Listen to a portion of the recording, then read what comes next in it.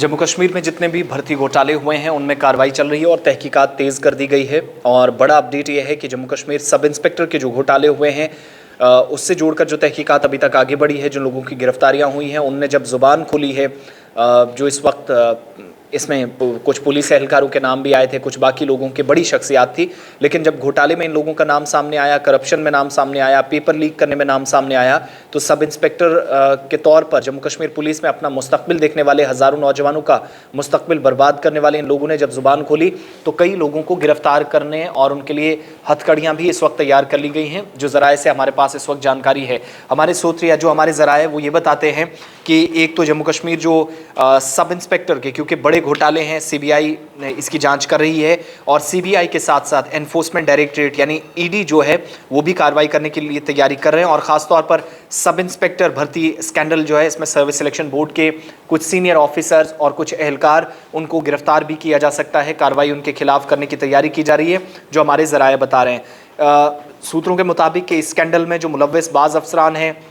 या एहलकार हैं, उनको जल्द हथकड़ियाँ भी पहनाई जा सकती हैं, गिरफ्तारी हो सकती है। और इतना ही नहीं, एनफोर्समेंट डायरेक्टरेट गन लाइसेंस और रोशनी एक्ट के तहत जो घोटाले हुए थे उनमें भी कुछ बड़े सियासतदानों और अफसरान को गिरफ्तार किया जा सकता है, उनकी जायदादें जब्त की जा सकती हैं, यानी प्रॉपर्टीज़ जो है वो भी जब्त की जा सकती हैं। दरअसल ये जो सब इंस्पेक्टर भर्ती घोटाला है, अब तक 2 पुलिस एहलकार इसमें गिरफ्तार किए जा चुके हैं, एक सरकारी टीचर इसमें गिरफ्तार है, एक रिटायर्ड सीआरपीएफ का एहलकार है। कुल 8 लोग गिरफ्तार हो चुके हैं। और अब ये इतला है कि इन्होंने जब ज़ुबान खोली, इन्होंने बात रखी अपनी, तो तकरीबन ऐसे एसएसबी के सर्विस सिलेक्शन बोर्ड की बड़ी जो रिक्रूटमेंट एजेंसी है, इस पर सवालिया निशान है। इसके एहलकार और अफसरान पर भी इस घोटाले में मुलव्विस होने के इल्ज़ामात हैं, जो तय जब होंगे तो इनकी गिरफ्तारी भी हो सकती है। कोई कार्रवाई अभी तक उन पर नहीं की गई, उनके खिलाफ भी कार्रवाई हो सकती है, ये जानकारी हमारे पास है। ज़रा ये भी बताता है कि चंद दिनों में एसएसबी के उन अफसरान या एहलकारों को भी गिरफ्तार किया जा सकता है जो घोटाले के वक्त मौजूद थे, क्योंकि सीबीआई की जांच में उनके खिलाफ मजबूत सबूत मिले हैं कि मिली भगत है। यानी कुछ लोग सिविल डिपार्टमेंट से थे, कुछ एसएसबी के थे, कुछ पुलिस एहलकार थे, सीआरपीएफ का रिटायर्ड एक शख्स था जो कि अखनूर की उस लैब के साथ, उस लाइब्रेरी के साथ मिलकर काम कर रहा था। बताया गया था कि 10-10 लाख तक या 1-1 लाख तक पेपर पंजाब और जलंधर तक उन तमाम उम्मीदवारों को, उन तमाम कैंडिडेट्स में पहुंचाए गए थे जो शायद अपना भविष्य या मुस्तकबिल देख रहे थे बतौर sub inspector Jammu Kashmir police के अंदर। यहाँ पर ये भी आपको बताते चलें कि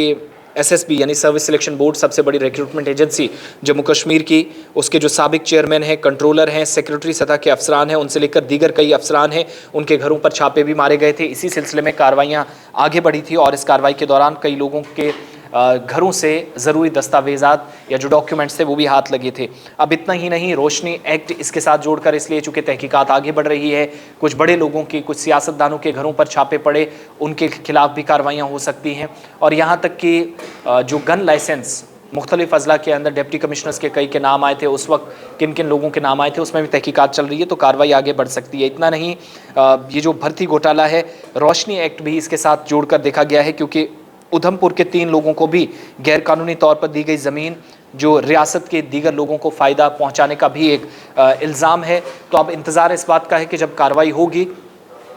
तो कितने लोग इसके शिकंजे में हैं, क्योंकि 8 लोग, जिनमें टीचर भी है, जिनमें पुलिस एहलकार भी हैं, जिनमें रिटायर्ड सीआरपीएफ का एहलकार है, उन तमाम लोगों की गिरफ्तारी के बाद जब उन्होंने ज़ुबान खोली है तो बहुत सारे बड़े लोग हैं, बड़ी मछलियाँ हैं, वो जाल में फंसेंगी। फ़िलहाल एसआई का यानी सब इंस्पेक्टर भर्ती घोटाले में बड़ी बात यह है कि बहुत सारे लोग जिनके ऊपर इस वक्त तलवार गिरफ्तारी की लटक रही है, और इनमें सबसे बड़ी बात यह है कि जो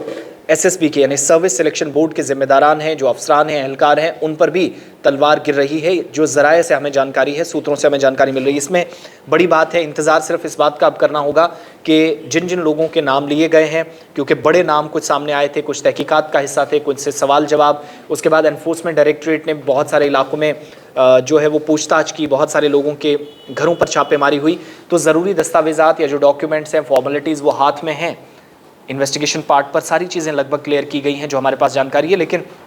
इसमें तहकीकात बहुत हद तक होना अभी बाकी है। सिर्फ अब किसी चीज़ का इंतजार है तो इन लोगों की गिरफ्तारी होगी या नहीं, बड़ा सवाल है। इसके अलावा जो FA फाइनेंशियल अकाउंट्स असिस्टेंट में भी बहुत सारे लोगों के नाम सामने आए थे, वहाँ पर भी जो घोटाला हुआ, लोगों से पैसे लिए गए, कुछ उम्मीदवारों पे पेपर दिए, सिलेक्शन लिस्ट सामने आई, फिर 50-60 दिन तक प्रोटेस्ट चला, फिर उन बच्चों का क्या जो प्रोटेस्ट कर रहे थे सिलेक्टेड कैंडिडेट से, फिर उसके बाद JEE सिविल के लिए जो इम्तिहान हुआ था उसमें भी भर्ती घोटाला, फिर FIR